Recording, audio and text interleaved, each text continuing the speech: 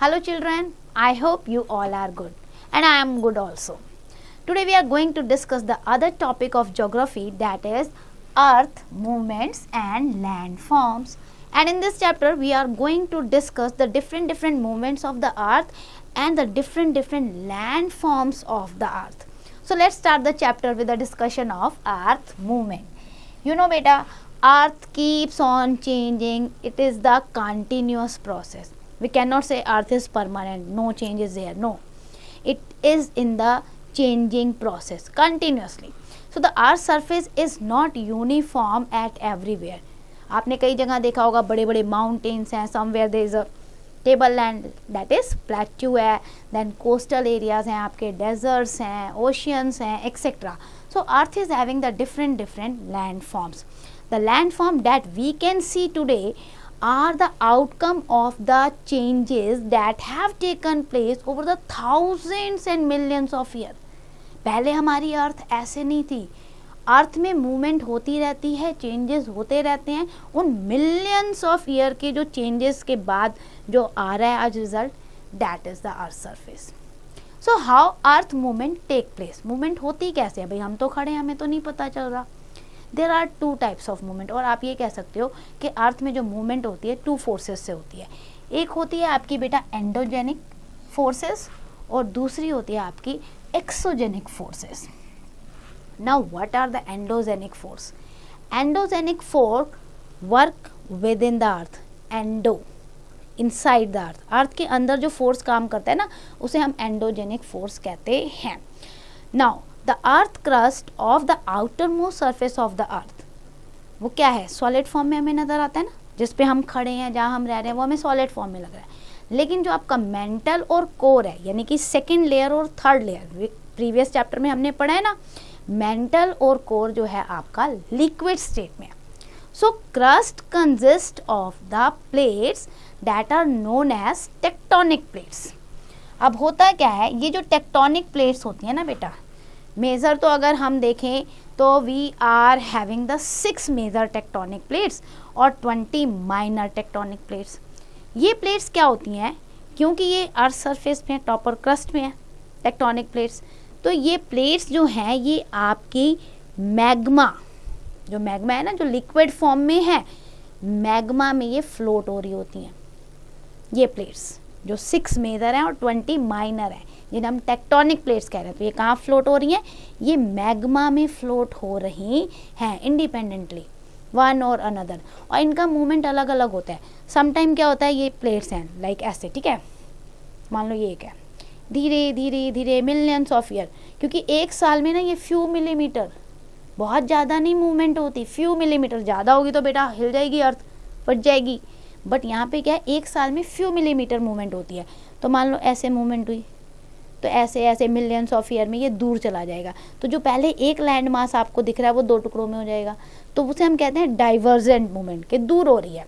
मान लो यहाँ प्लेट्स हैं, वो फ्लोट हो रही हैं इंडिपेंडेंटली मैग्मा पे, और करते करते करते ऐसे पास आ गई, तो हम कहेंगे कन्वर्जेंट मूवमेंट. अब क्या हो रहा है, वो पास आ गई तो 2 लैंड मास एक हो गए, ये बड़ा सा लैंड मास बन गया, तो ये कन्वर्जेंट मूवमेंट है. और अगर पास आ गई उसके बाद भी मूवमेंट हो रही है इनमें, करते करते एक ऊपर जा रहा है, आगे जा रहा है, एक पीछे जा रहा है, ऐसे जा रहा है, ऐसे जा रहा है ना, ऐसे ऐसे करके, तो इसे हम कहते हैं ट्रांसफॉर्म मूवमेंट. सो कहने का मतलब है कि ये जो टेक्टोनिक प्लेट्स जो मैग्मा में फ्लोट हो रही हैं, उनकी स्पीड बहुत ज़्यादा नहीं है बेटा, लेकिन उनकी वजह से अर्थ क्रस्ट पे डिफरेंट लैंड मास जो है फॉर्म्ड होते हैं. अब हम आते हैं एक्सोजेनिक फोर्स पे. एक्सोजेनिक फोर्स जो है, they are the force which work on the earth surface, such as running water हो गया आपका, विंड हो गया, ग्लेशियर हो गया, सी वेव्स हो गई.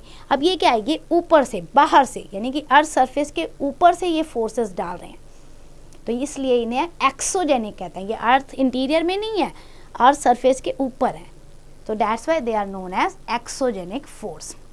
अब इंडोजेनिक मूवमेंट को हम देखते हैं, वॉल्केनोस एंड अर्थक्वेक्स. जो इंडोजेनिक मूवमेंट हुआ, जो इंडोजेनिक फोर्स हुआ, उसकी वजह से वॉल्केनो और अर्थक्वेक आते हैं. वॉल्केनो क्या है, when there is a deep vent और fissure on the earth crust, the molten magma float out. भाई ऐसे आपने देखा ना, अर्थ क्रस्ट में एक छोटा सा आपको ऐसे होल नज़र आ जाएगा, डीप है, वो अंदर तक गया हुआ है पूरा। अब अंदर क्या है, आपके कोर के ऊपर जो मेंटल है वहाँ पे मैग्मा आ रहा है आपका, और फिर इस होल से ये मैग्मा बाहर आ जाता है बर्स्ट होके। और ये देख रहे हो ऑरेंज ऑरेंज और येलो येलो कलर का, ये लावा है आपका। ये लावा जो है बाहर आ जाता है फोर्सिबली इस वेंट से। ये जो आपको होल दिख रहा है ना जहाँ से ये बाहर आ रहा है, इसको हम वेंट कहते हैं, VENT। जिस होल से बाहर आएगा आपका मैग्मा, और बाहर आते ही क्या बन जाएगा, लावा। लावा जब सॉलिडिफाई हो जाएगा तो वो डिफरेंट डिफरेंट फॉर्म में आएगा। अच्छा, जब ये लावा निकलता है ना बेटा, it accompanied with the gases, stream, rocks and other material, बहुत कुछ अपने साथ अर्थ के अंदर से लेकर आता है। आपने कई बार सुना होगा कि भाई जब भी ये कूल डाउन होता है तो ये रॉक फॉर्मेशन में आ जाता है, लेकिन जब निकल रहा है ना तो इसके अंदर से बहुत सारे मटेरियल बाहर निकल रहे हैं। The pressure of this flowing magma is so powerful that a cone of mountain is formed on the earth surface. देखो अर्थ तो माउंटेन नहीं है, लेकिन इसका प्रेशर इतना ज़्यादा है ना कि वहाँ से ऐसे ये माउंटेन की शेप ले लेता है। तो इस तरीके से आपका लावा बाहर आता है। तो ये किससे आया, इंडोजेनिक फोर्स से, एक्सोजेनिक नहीं, इंडोजेनिक, अंदर के फोर्स से वॉल्केनो जो है आपका इरप्ट हुआ। अच्छा, नोट में देखो आप, do you remember which type of rocks are formed from the lava? In the previous chapter we have studied ना, लावा से कौन सा रॉक बनता है ठंडा होने पे? इग्नियस रॉक, क्योंकि ये आग है ना, तो इग्नियस का मतलब भी है coming out of fire.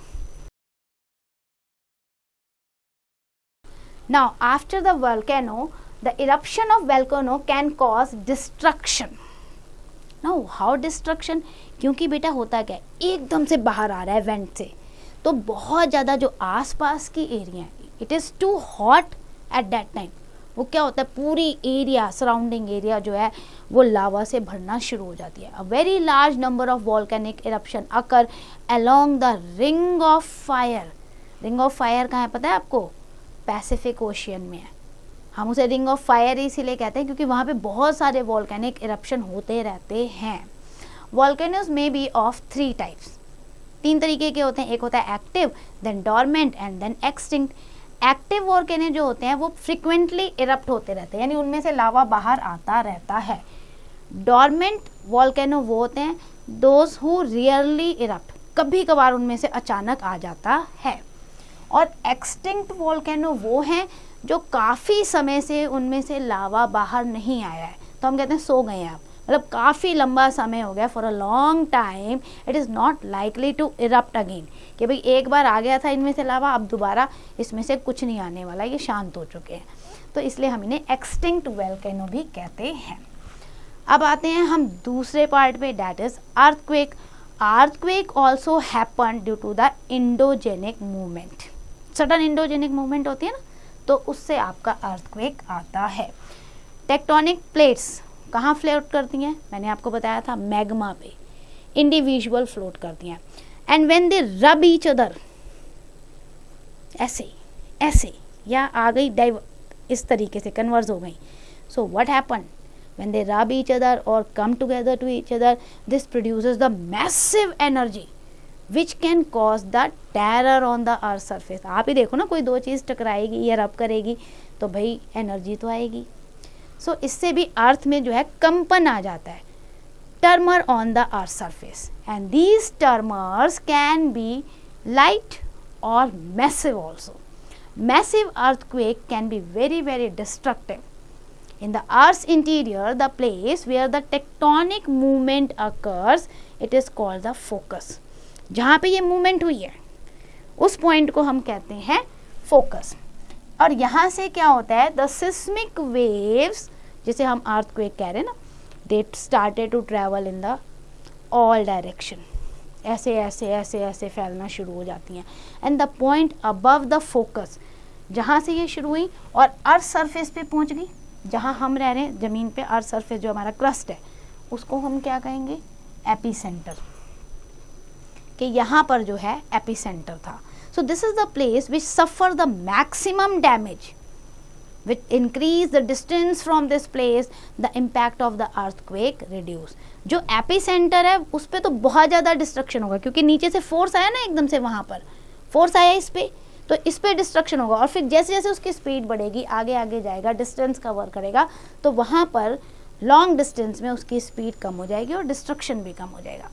So if the place around the epicentre it is densely populated, तो आप समझ सकते हो कि कितना डैमेज होगा।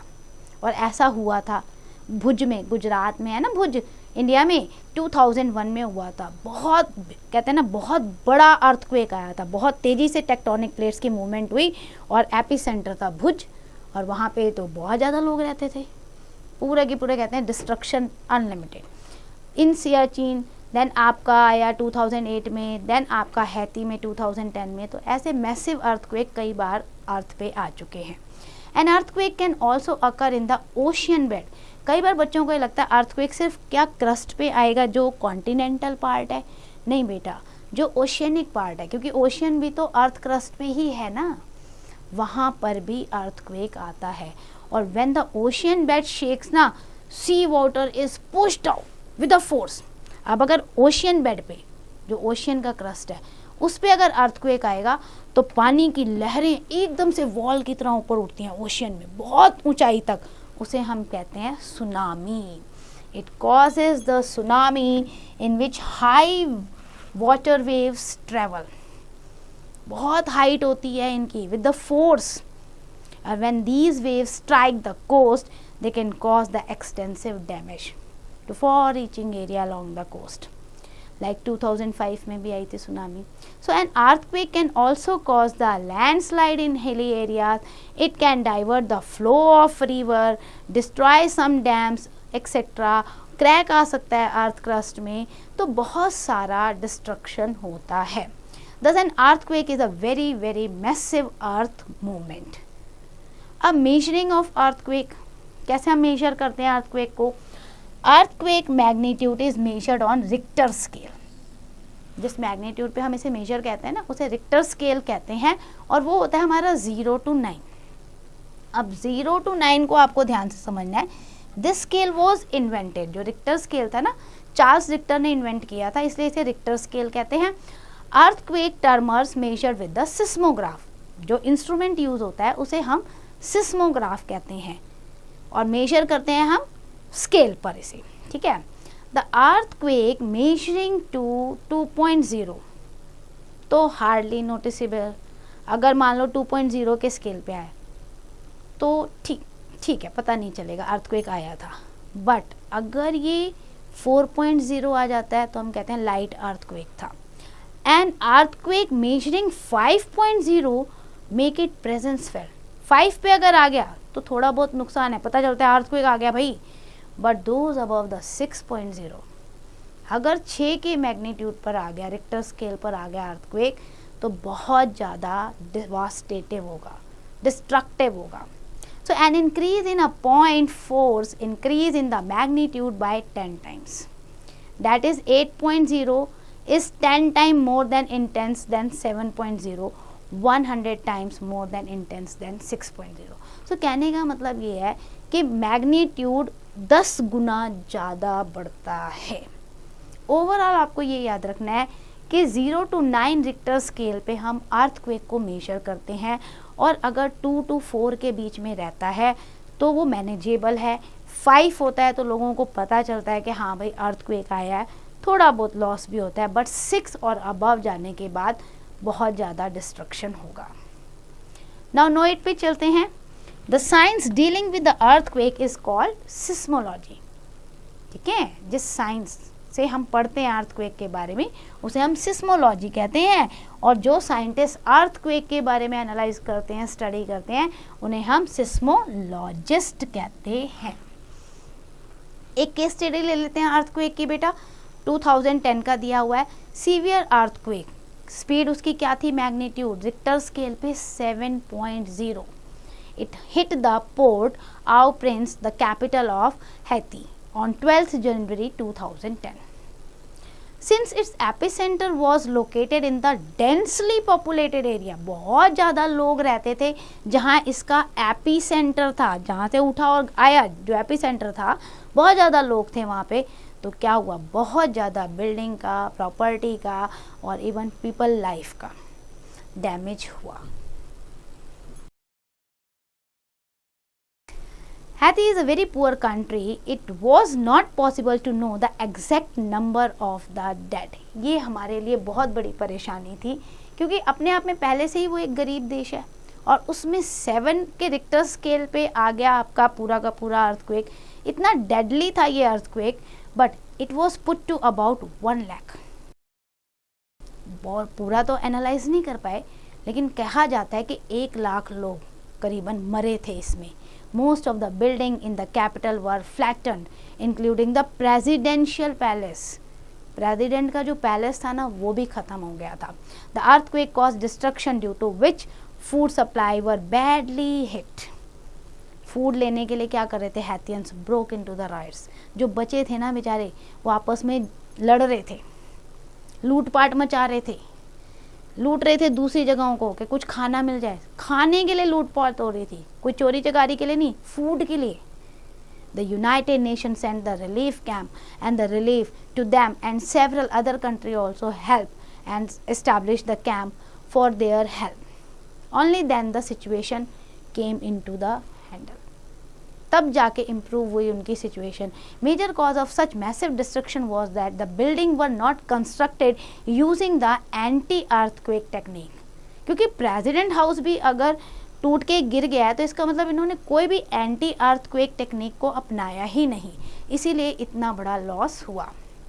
नाउ नोट पे देखते हैं, if a building is constructed using the anti earthquake technique so it can withstand most earthquake. उतना ज़्यादा लॉस होगा नहीं अगर हम उस टेक्निक को अपनाकर बिल्डिंग को बनाते हैं. सो ये थे हमारे एंडोजेनिक मूवमेंट की वजह से जो हमारा वोल्केनो आया और हमारा अर्थक्वेक. अब बात करेंगे हम एक्सोजेनिक और एक्सटर्नल मूवमेंट की. एक्सोजेनिक जो अर्थ सरफेस पे होते हैं. The important one are the weathering and erosion. Weathering rocks are broken up into the small pieces. Weathering में ऐसे ही होता है, बड़ा सा पत्थर होता है ना रॉक, वो छोटे छोटे टुकड़ों में टूटना शुरू हो जाता है. And by this process bigger rocks are broken into the small pieces and it take place owing to the action of. किस वजह से होता है? अपने आप तो नहीं टूटेगा, सन की हीट की वजह से है, विंड है, रेन है, तो नेचुरल फोर्सेस जो ऊपर लग रही है ना, उसकी वजह से ये वेदरिंग रॉक में होनी शुरू हो जाती है. देन सेकेंड आपका इरोजन.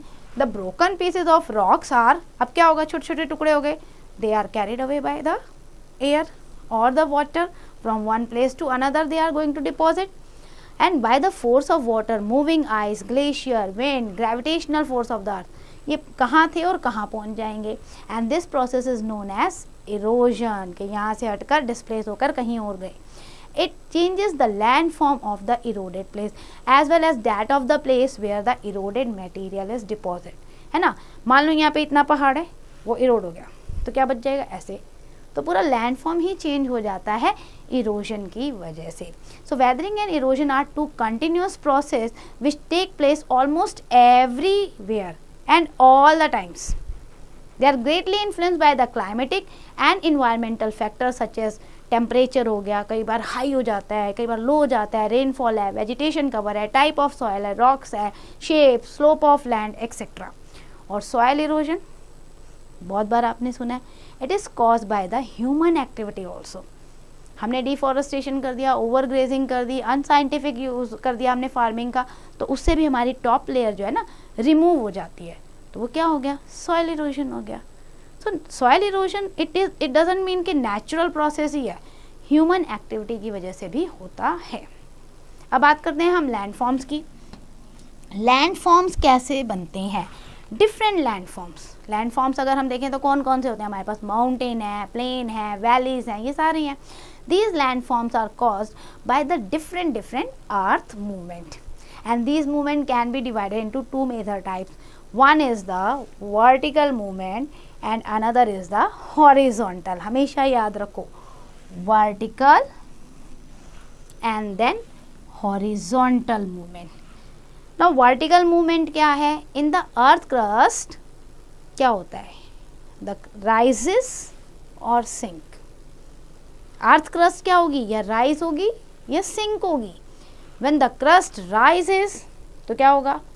या तो प्लेट्यू बनेंगे या माउंटेन बनेंगे. अगर अर्थ क्रस्ट राइज हो रही है और सिंक हो रही है तो क्या बनेगा, वैलीज बनेंगी इस तरीके से। और हॉरिजॉन्टल मूवमेंट है, टेक्टोनिक प्लेट्स जो हैं आपकी मूव कर रही हैं एक दूसरे से ऐसे हॉरिजॉन्टल। व्हेन दे क्या होगा, collide against each other, it result in the folding. When they move from each other तो रिजल्ट इन द फॉल्टिंग। मैंने आपको पहले भी बताया था ना कि भाई प्लेट्स हैं, ठीक है, हॉरिजॉन्टल है, मान लो ऐसे, ठीक है, अगर कोलाइड हो रही हैं, ऐसे पास में आ रही हैं तो फोल्डिंग हो रही है, ठीक है, और अगर दूर जा रही हैं तो फॉल्टिंग हो रही है। अब फोल्डिंग क्या है, in folding the crust can fold upward और डाउनवर्ड्स। ये आ गई पास, अब ये और चलेगी तो ये ऊपर नीचे ऊपर नीचे, तो अपवर्ड और डाउनवर्ड। और इससे क्या होगा, माउंटेन फॉर्म होगा। ऐसे सामने से देखो, ये हो गया, कोलाइड हो गई आपस में, अब ऐसे आ गई, फिर ये ऊपर आ गई, फिर ये उसके ऊपर, इस तरीके से, तो ये माउंटेन फॉर्मेशन स्टार्ट हो जाएगी। या अगर डाउनवर्ड हो रहा है तो वैली फॉर्म्ड हो जाएंगी। Himalayas have been formed from this type of earth movement. ये जो ट्रांसफॉर्मेशन हुई है ना फोल्डिंग की, अर्थ की टेक्टोनिक प्लेट्स की, इसकी वजह से जो है हिमालय हमारा फॉर्म हो रहा है। फॉल्टिंग की बात करें तो tectonic plates move away from each other and this tension result in the cracks और the fissure in the earth surface, और these can be the horizontal or vertical also। भी क्रैक्स तो आ ही जाएंगे जब अलग हो रही हैं तो। अब आप ये देखो, आपको यहाँ नजर आ रहा है ना, पूरा फिगर में दिया हुआ है, फॉल्ट सेंटर आपको दिया हुआ है, फॉल्ट ब्लॉक ये दे रखा है, यहाँ फॉल्ट आ रही है, अलग जा रही है ना, दूर जा रही है, मूव अवे हो रही है, एक इस साइड जा रही है, एक इस साइड जा रही है, तो बीच में क्या आ गया, ये गैप आ गया, ये फॉल्ट हो रहा है इस तरीके से। Now types of land forms की बात करें, so land forms formed by the running water. सबसे पहले हम ये डिस्कस करेंगे कि रनिंग वाटर से कैसे लैंड फॉर्म्स बनते हैं। Small pieces of rocks are carried from one place to another by running water, like stream हो गया, रिवर हो गया, झरने होते हैं ना, आप ये देखो, ये आपका पूरा का पूरा वाटरफॉल है, इस तरीके से आप देखो ये डेल्टा बन रहा है आपका। अब क्या होगा, ये अपने साथ साथ सब कुछ बहा कर ले आएंगे, छोटी छोटी चीज़ों को। So a river flow down that is to plain from mountain and hill, so on the way it forms the waterfall or sometime it forms the streams etc. As river enter into the plain, it move twisting and turning and form several landforms। meander बना रही है, lakes बना रही है, flood plains बना रही है, और जब इसे सी में एंटर होना होता है तो ये बहुत सारे चैनल्स में डिवाइड हो जाती है, छोटे छोटे, जिसे हम कहते हैं डिस्ट्रीब्यूटरी, या जिसकी वजह से बनता है हमारा डेल्टा। तो अब आप ये देखो, रनिंग वाटर से भी लैंड फॉर्म बन रहा है, ये एक लैंड फॉर्म है ना वाटरफॉल, ये डेल्टा भी आपका लैंड फॉर्म है। ये किससे बन रहा है, नदियों से ही तो बन रहा है। और सुंदरबन डेल्टा तो आपको भी पता है वर्ल्ड का लार्जेस्ट एवर ग्रोइंग डेल्टा है, जो हमारी गंगा और ब्रह्मपुत्रा रिवर की वजह से बनता है। तो जब भी आपको इस तरीके की बहुत सारी चैनल्स, धाराएं नज़र आ जाए ना, छोटी छोटी रिवर की ट्रायंगुलर शेप में, सो डैट इज डेल्टा। तो ये रनिंग वाटर की वजह से लैंड फॉर्म बन रहा है। अब बात करते हैं land form by the sea waves. समुद्र की वजह से, जो समुद्र में लहरें हैं ना, उसकी वजह से भी बहुत सारे लैंड फॉर्म्स बनते हैं। Sea wave strike at the coast, है ना, किनारे पे आती हैं ऐसे करके धम से, and rocks and eroded them. अब यहाँ देखो, आपको दिख रहा है ये सी केव। अब मान लो ये ओशियन का वाटर बार बार कोस्ट पे जा रहा है, बार बार कोस्ट पे जा रहा है, ठीक है, और यहाँ बड़ा सा पत्थर है, उसको बीच में से काट दिया पानी ने, तो क्या बन गई, एक गुफा टाइप की बन गई ना, केव टाइप की। तो इसे हम कहते हैं sea caves, and these are form by the sea waves. The coastal soil and beaches are also form by them. अब यहाँ पे आप देखो, land forms form by the glacier. Glacier से भी लैंड फॉर्म्स बनते हैं। Glacier is a river of frozen water. Glacier आपको पता है ना, बिल्कुल बर्फ के छोटे छोटे पहाड़ जो होते हैं, जब हम कहते हैं कि ये भाई जमे हुए पानी की नदी है ना, which moves very slowly towards the slope. It eroded the rocks and caves out deep hollow, and these hollow take shape as a lake in the mountain and form this way. You can see here, आपको ये glacier दिख रहा है, Siachen glacier है ना, तो कई बार है कि ये ना ऐसे पानी की लेक बना देते हैं छोटी वहाँ पे नीचे, तो इनकी वजह से नेचुरल लेक फॉर्म्स हो जाती हैं। अब land forms form by the wind, wind भी लैंड फॉर्म्स बनाती है। The wind also eroded the rocks and carries the particle with it. Its work can be seen in the desert. ये देखो आपको सैंड ड्यून दिख रहे हैं, रेत के पहाड़ छोटे छोटे, ठीक है ना, क्योंकि सैंड को अपने साथ ले जाती है। छोटा सा ऐसे इसने डिपॉजिट कर दिया कहीं पे, तो वहाँ सैंड ड्यून बन गए, थोड़ी देर बाद वहाँ से उड़ा लेगी, कहीं और बना देगी। तो रेगिस्तान में, डेजर्ट में you can see the different forms of the land, so that is by the wind. Human activity and landforms की बात करें बेटा, so with the advancement of the technology and we are having the lots of need, कहते हैं ना unlimited, ऐसी ज़रूरतें हमारी जिनका कोई एंड नहीं है, तो हमने क्या करना शुरू किया, हमने इन्वायरमेंट को डिस्ट्रॉय करना शुरू किया। नाउ टेक्नोलॉजी इतनी हो गई, we are enough capable to destroy the environment.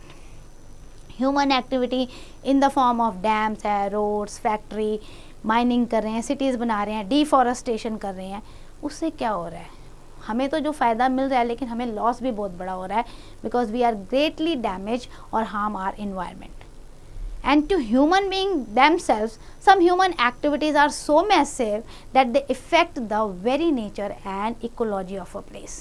तो हमें ये ध्यान रखना है कि हमें अपनी अपग्रोथ के लिए, अपने डेवलपमेंट के लिए नेचर को हार्म नहीं करना है।